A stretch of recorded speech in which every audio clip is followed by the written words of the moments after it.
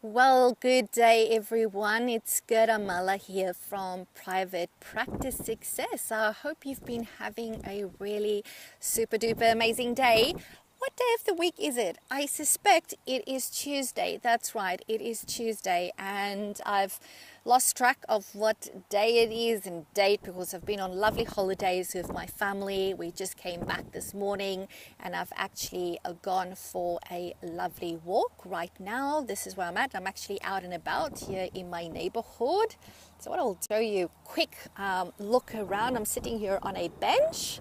So I live in Redland Bay, which is of course here in Queensland. So that is my view right now that I am seeing. It's absolutely beautiful. I'm just waiting, of course, for the mozzies to start biting me, but let's not get negative, Gerda. Here I am. So, of course, we are doing the 90-day vlog challenge, and today is vlog number 25, if I am correct. Now, I can see one person has joined me. I can't make out who it is, but hello, welcome. So it is vlog number 25 today, and the title that I've used is When the Shit Hits the Fan, because that actually happened to me and my family today. So we were, of course, at Hastings Point over the last couple of days, having our Easter holidays. And then this morning, when we arrived back and we walked into the house, there was the foulest smell ever in our house. It was so bad. To make a long story short, what happened is that our fridge tripped the electricity, which meant that everything in our fridge and freezer went off. Luckily, there wasn't that much because I packed most of the stuff and took it with us on our weekend away, but there was still a lot of stuff in there. Everything went off rotten by the time we got back. My husband has a saltwater fish tank, which is his hobby, and he was, I'm laughing when I say this, I shouldn't, that's bad. But he was really so sad. He was grieving the loss of those bloody fish. He had every fish from the Nemo movie because, of course, the kids just love that. He's got live corals. I always tease him because he'll pay like $300 for a piece of rock, as I say, which is coral, of course. And that coral is half dead. All the fish was dead. We managed to salvage most of the coral. We immediately had to get in there, get it out, clean it up. That took like a couple of hours.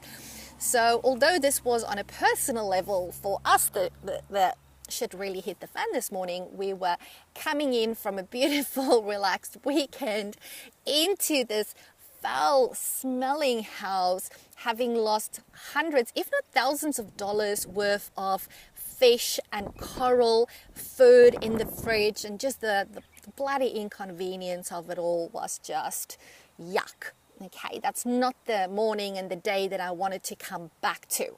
But it happens, and you know what? Just like it happens in our day-to-day life at home, it also happens in your life at the practice. So I'm 100% sure that each and every one of you practice owners out there have had a day at the practice where the shit has hit the fan. And you know, might have been running around like a chick without a head, not knowing what to do or trying to plug holes and fix things and all of that type of thing. My message to you today is this. It's about having to accept that every now and then the shit will hit the fan, or the pawpaw will hit the fan. Maybe that's a nicer way to put it, seeing that I'm live on Facebook right now. But it just doesn't feel the same because that's how it feels. It feels like it's shit, and there's shit everywhere when that pawpaw hits the fan. And it's really important to accept that it will happen. No matter how hard you've planned, no matter how well your systems are, you might have an operating manual for your practice consisting of 300 pages, setting out everything, what needs to happen. You might be one of the most proactive people out there, and it will still happen. because the thing is, you are only human and you can only predict so much stuff that could potentially go wrong. So it's about accepting it will happen.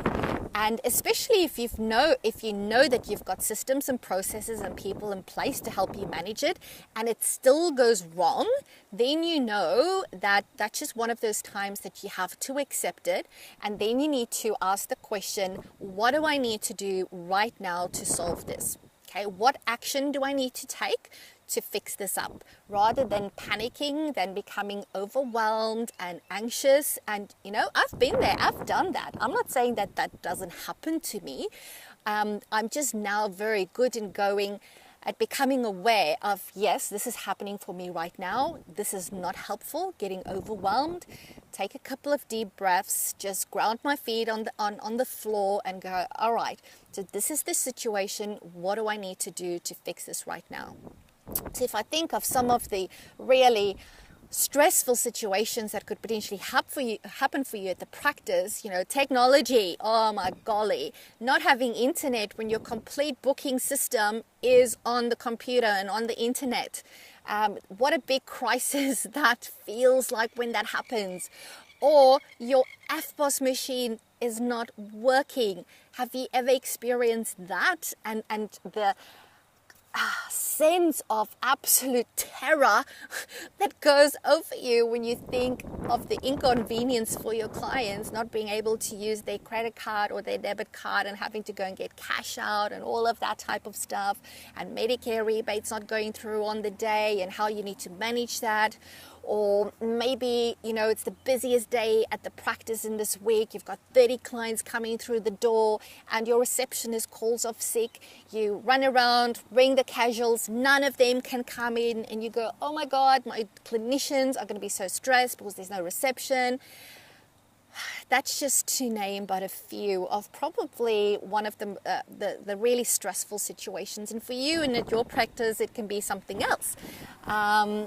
So again, to summarize, know that if you have taken the steps, if you've got systems in place, if you've got processes and people in place, because of course that's the first thing you need to do. You need to think about all the stuff you need to have in place. You need to be very proactive and go, what could go wrong? How do I make sure that I, plan for all of that stuff? And if things still go wrong, don't be hard on yourself. Don't blame yourself. Don't blame other people. Just go, this is the situation. And then number 2, ask yourself, how do I fix this right now? What is that action step that I need to take? And if I'm feeling that overwhelm, that terror of how are the clients going to cope? How's my clinician team going to cope? How am I going to cope? Just take a deep breath, ground yourself and go into solution focused mode. And then a day or 2 or 3 later, when the crisis has been averted and you've managed to successfully navigate through it, which I know you will and I know you can, that's when you need to look at it and go, what am I learning from this situation right now? Is it a person that let me down? Is it a process that let me down? Is it a system that let me down? Or maybe it's just something that happened and that, I need to look back and go, you know what, Gerda, or whatever your name is, you handled it pretty well. I'm super proud of you, and give yourself a bit of a pat on the back that you've done really well.